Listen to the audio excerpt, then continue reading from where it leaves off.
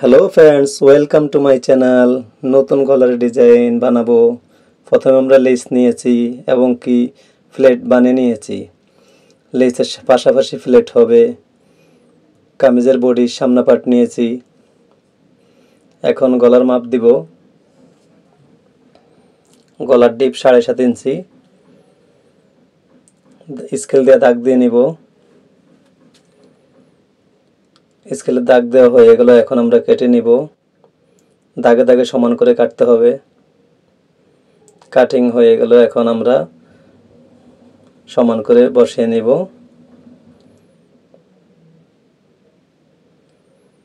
এখন ওই যে ফ্লেট বানিয়ে নিচ্ছে, ফ্লেটটা এখান থেকে সেলাই দিয়ে নিব। ফেস্টিংয়ের উপরে যেন সেলাই না পড়ে, এভাবে সেলাই দিয়ে নিব। গলার ডিপের কোনা বরাবর এক সাইড সেলাই হয়ে গেল, এখন ঘুরিয়ে নিব। আরেক সাইড সেলাই দিয়ে নিব। এখান থেকে কোনাটা সমান করে বসাইতে হবে, যেন কোনাটা পাশাপাশি থাকে, কম বেশি না হয়। কম বেশি হইলে কোনা উঠানোর সময় সমস্যা হবে।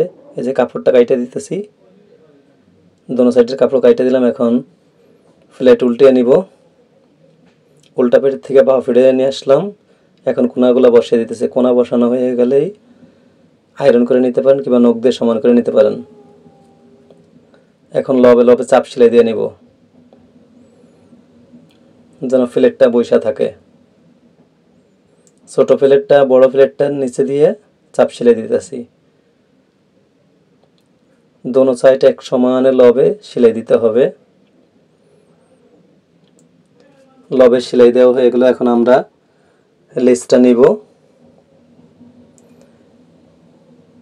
লেসটা নিয়ে সাইডের থেকে বসে দেবো। লেসটা ভিতরে দিয়ে দেবো, ফ্লেটের ভিতরে দিয়ে সেলাই করে নিব।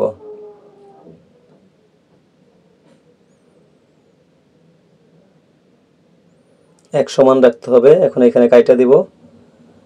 যেটুক ফ্লেট প্রয়োজন লেসের একটুক নিয়ে নিলাম। এখন সুতা কাইটা এখান থেকে বড় ফ্লেটের সাইডের থেকে লেস লাগিয়ে নিব। এই যে এখান থেকে এখন আবার লেস লাগিয়ে নিব ফ্লেটের ভিতরে দিয়ে।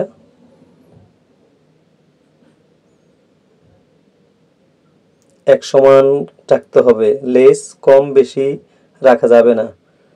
লেসটা সমান রাখতে হবে, এক সমানে লম্বা এক সমান রাখতে হবে।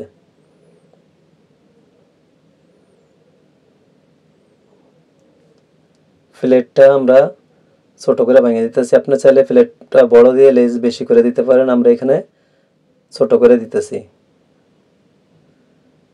গলার ডিপের থেকে 6 ইঞ্চি নিচ পর্যন্ত লেসটা দিয়ে দিছি।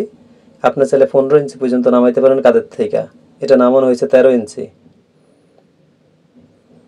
এখন আমরা চাপ সেলাই সম্পূর্ণ দিয়ে নিতেছি।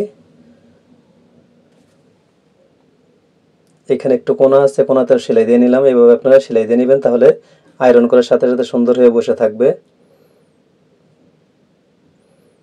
আমাদের লেস দিয়ে স্ট্রেট ভি গলা বানানো কমপ্লিট।